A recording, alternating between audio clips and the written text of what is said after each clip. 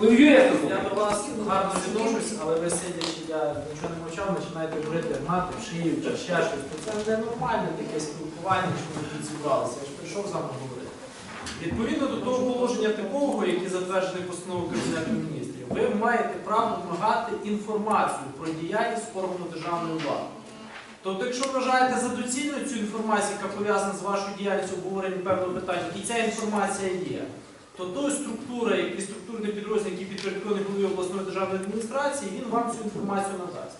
Якщо вона відсутня, ця інформація, він так і напише, що відповідної інформації немає, або перенаправить в іншу структуру.